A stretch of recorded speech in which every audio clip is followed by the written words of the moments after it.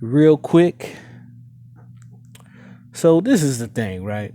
This video, the things this sister was saying in this video was, very disrespectful, but it was subtle to the average person because we've gotten to a point so much that the average, I say most people in the black community wouldn't even understand it as being disrespectful or out of pocket. You see what I'm saying? She pretty much emasculated the brother to a degree, undercut his efforts, pretty much cut him down. Basically, what she was saying was that, he's not perfect and that she kind of propped herself as being perfect, right? And so I think her intent in doing it was to cut at his ego a little bit because she actually knows that he's a ladies' man and that, women desire him. Even younger women desire him, right? So I think that was the intent behind it. And you can tell, Tina Knowles is a little bit on the sassy side of the game. She has a little bit of ego. And I think is her personality is kind of a microcosm of black women in general.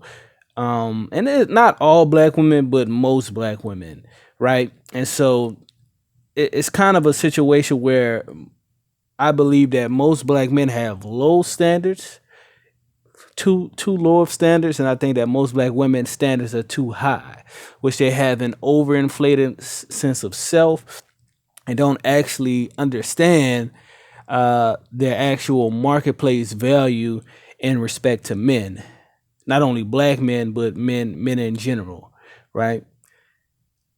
And so that's my take on it. Now, I wouldn't say that Richard Lawson is necessarily a beta male because I went and watched a couple other clips and he disagreed with her in a case like he spoke on in another clip on the same show where she wanted to dress him up for family pictures and he told her straight up no, I'm gonna wear what I want to wear.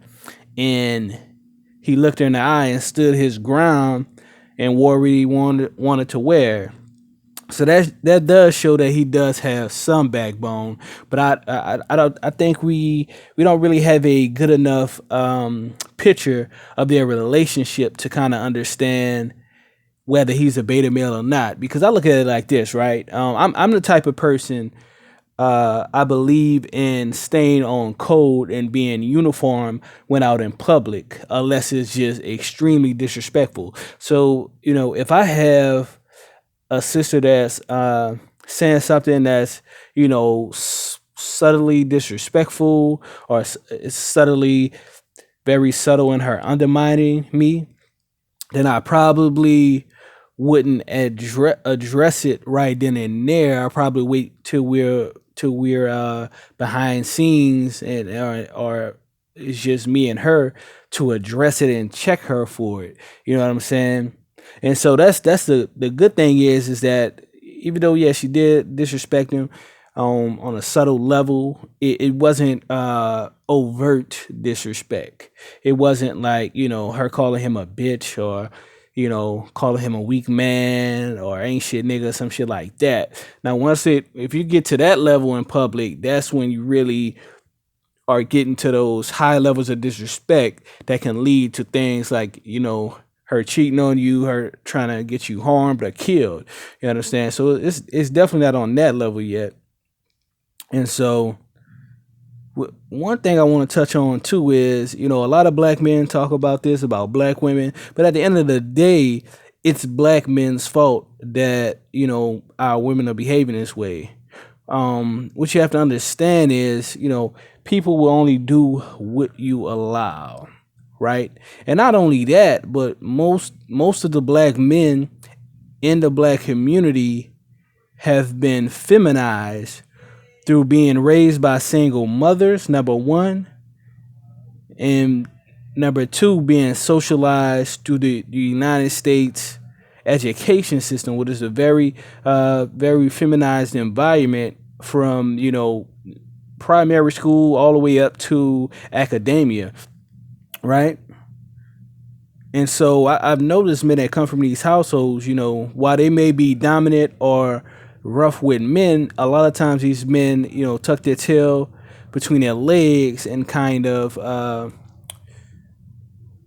these men basically kind of allow women to dominate them, like they will curtail to women. And a lot of times when they're dealing with men, they may be aggressive, right?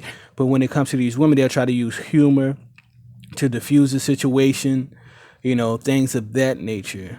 And so what we must understand, right, at the end of the day, women take their cue from us. And I think it's a difference between public versus private. And I believe in staying on code in public. But women take their cues from men. Like I even had a situation where there was this book that was talking about things that women should do with the men they're with, whether it's their father, boyfriend, or husband.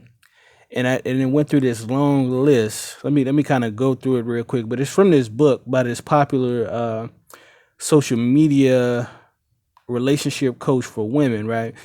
And most of the men actually said that these things was too much. So it's a 14 list. So it was number one is never belittle your man. Number two, never talk down to him. Number three, never ignore him. Number four, never let him feel replaceable. Number five, never play down your need for him. Number six, never cause him to feel embarrassed. Number seven, look away or text while he's talking. Never look away or text while he's talking. Number eight, never manipulate him. Number nine, never boss him. Number 10, never laugh at his mistakes or faults. Number 11, never put any person before him. Number 12, never be too busy for him. Number 13, never be inconsiderate of his feelings. Number 14, never tell his personal business. And she said it doesn't matter if the man you're dealing with your father, your grandfather, a boyfriend of 2 weeks, or a husband of 50 years. This is how women should respect men at all times. And I agree with that wholeheartedly. And to kind of go into that, there's this thing that American women believe that, oh, well, I'm only going to do certain things for husbands and I'm going to do certain things for boyfriends. So in other words, she's going to hold back, theoretically speaking, she's going to hold back on, cooking and certain things of that nature, certain benefits and skills until she's married. But my argument against that has always been like, who in the hell is going to date a woman and think that, oh, well, once I get married, she'll do all of these things I want her to do. At the end of the day, most men date women based on the things that they're doing in the relationships. We have absolute zero faith that once we put a ring on a woman's finger, automatically she's going to start doing these things after the marriage. No, we're judging you based on what are you doing in the relationship once we decide to be in a committed relationship, whether it's monogamous, polygynous, or what have you. So that's bullshit, right? And so I say that to say that I put a thread in that particular group asking men and women what they thought. And of course, most of the women disagree with it. And actually, most of the men said it was a bit extreme as well. And so back to my point is that our women take our cues from us. If you have 7 out of 10 men saying, okay, we want black women to behave like this, and 3 out of 10 men saying we want black women to behave like this, 9 times out of 10, they're going to do what that 7 out of 10 men said. And so since we know that 70% or a little bit more of black households are raised by single mother households, raised by single mothers, right? They're the head of households. We understand that same percentage are creating feminized males within those households. And to understand it, right, single mother households affect young boys and young girls completely differently. It leaves most young girls with the belief that they don't need a man, they don't want a man, they're independent, strong black women, and they don't need a man. And most of those women, 9 times out of 10, they either want a matriarchal household where the actual household will be ran by them, they're going to be the dominant one, and the man's going to be the submissive one, or they want an egalitarian household where it's basically a 50-50 partnership between her and the man, right? That's basically the two dominant mindsets of those women. Not and that's on a conscious level. They may think differently subconsciously, but that's on a conscious level, right?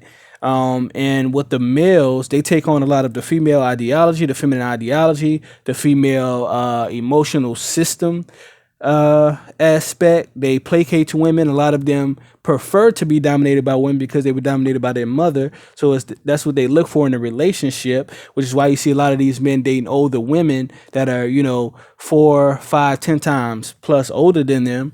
And a couple other things. So if you have these men that were raised in these environments and are feminized, they're actually pushing those feminized single mother household matriarchal ideologies.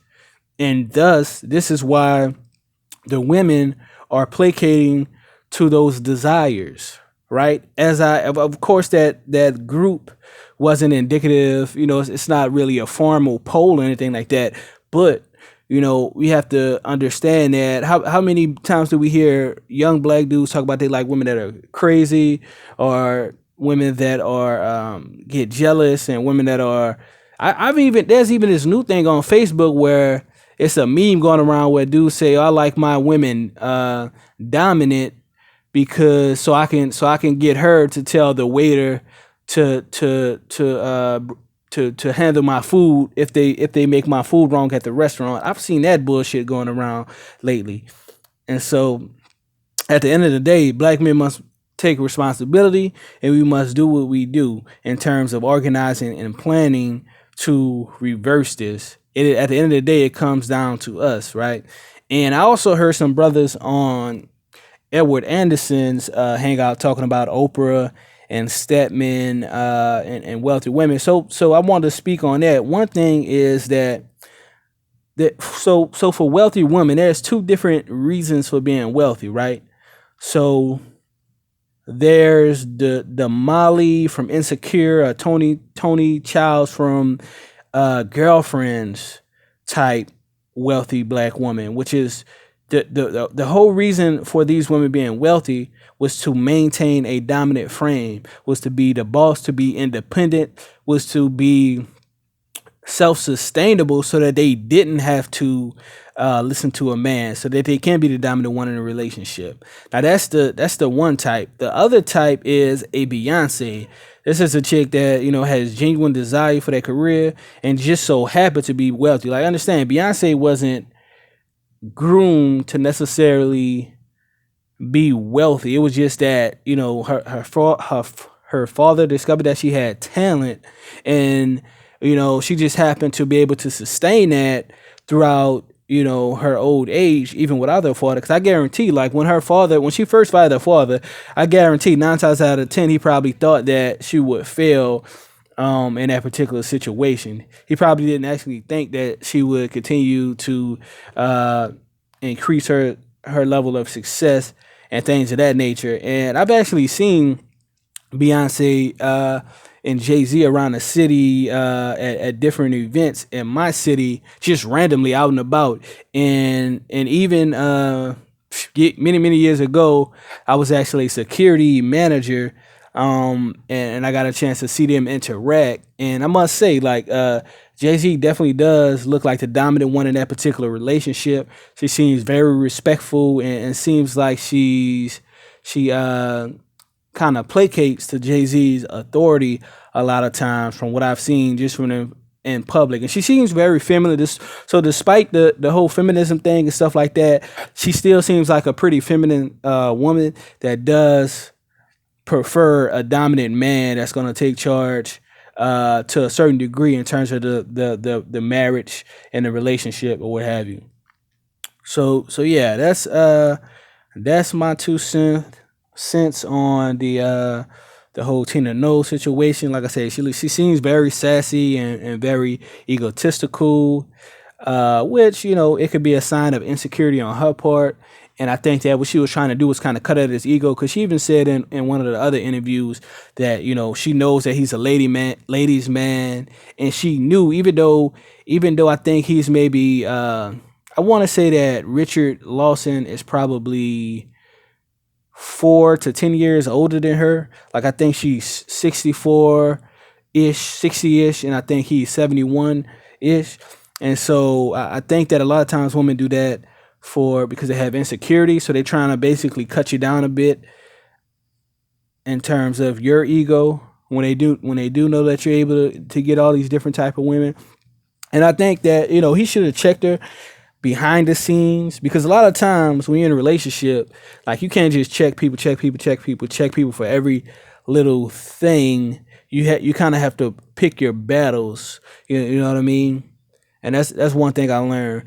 Like, it really depends on the severity of the infractions, but you kind of want to pick your battles and things of that nature. And it's like, as long as you check them to a degree where it's like, okay, they understand and they know where not to go with you, you'll be fine. So, but that's it, folks.